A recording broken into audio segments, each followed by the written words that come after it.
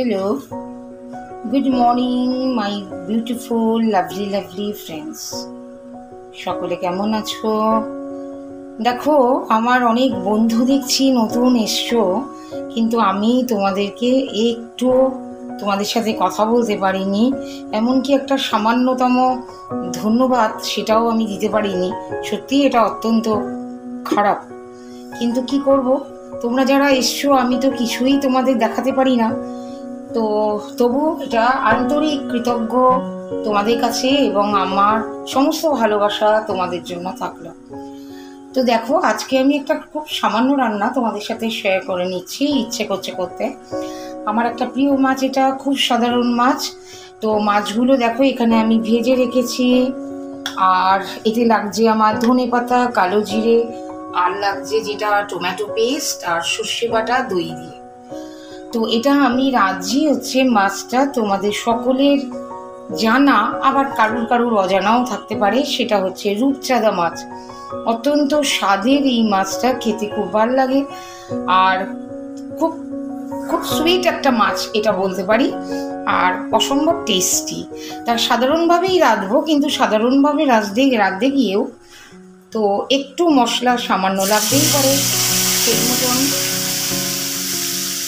আমি দিয়ে নিলাম প্রথমেই এই মাছ ভাজা যে তেল, তাতেই আমি দিয়ে দিলাম কালো জিরে, আমাদের সকলের প্রিয় কালো জিরে। মানে কালো জিরে ছাড়া যেন আমরা রান্নাঘরটা আমাদের শূন্য মনে হয়, আমার তো তাই লাগে। আমার যে কোনো কিছুতেই কালো জিরে লাগে, এই একটা বিষয়। আর যেটা দেবো আমি, দই, সর্ষে পেস্ট, টমেটো পেস্ট, কাঁচা লঙ্কা আমি ওপর থেকে ছড়িয়ে দেবো, বেশি দেব না।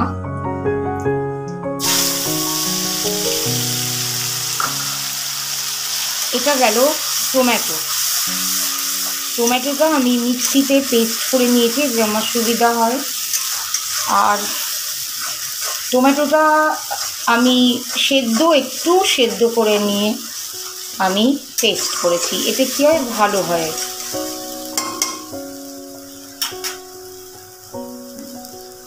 তাহলে তেলটা, মাছ ভাজা তেলে আমি কালো জিরে মেশালাম, তারপরে দিলাম টমেটো পেস্ট। ভীষণ সিম্পল ওয়েতে, কিন্তু একটু ভালো স্বাদে না করলে খেতে ভাল লাগে না। আবার অনেকক্ষণ এমনি কাজের ব্যস্ততা থাকে, গরমে কিছুই ভাল লাগছে না, যেন অসম্ভব টায়ার্ড হয়ে যাচ্ছি একটুতেই।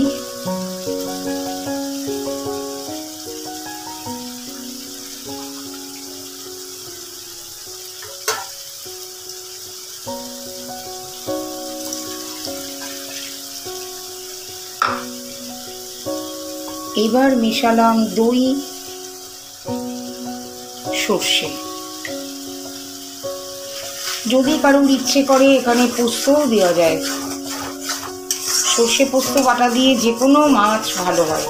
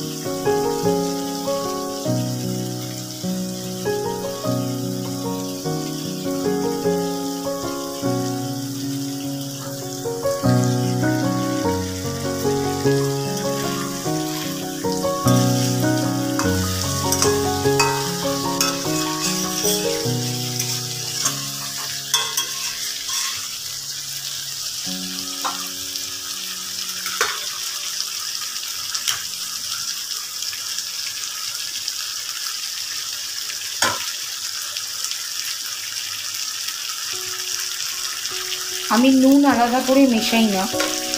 আর এইটা হচ্ছে সেই মিক্সিতে যে জলটা থাকে মশলার, সেই জলটা ধোয়া।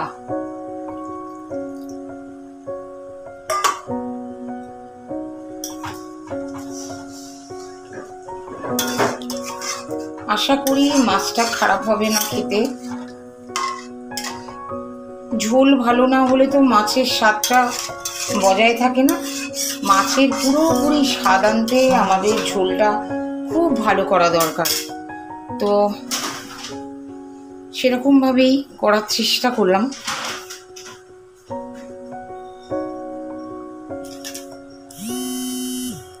আবার একটু কালো জিরে, যেহেতু আমি কালো জিরে ভক্ত, আবার একটু কালো জিরে ছড়িয়ে দিচ্ছি।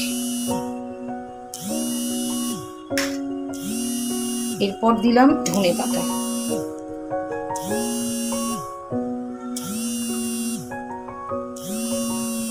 পরিমাণ মতো নুন, যেহেতু আমি আগেই গ্রাইন্ডারে সব মশলার সাথে দিইনি, আমার আর আলাদা করে নুন দেওয়ার কোনো হেডেক থাকে না।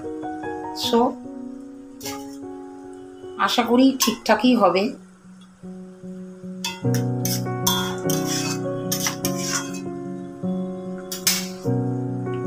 মোটামুটি মাছটা রেডি হয়ে গেল।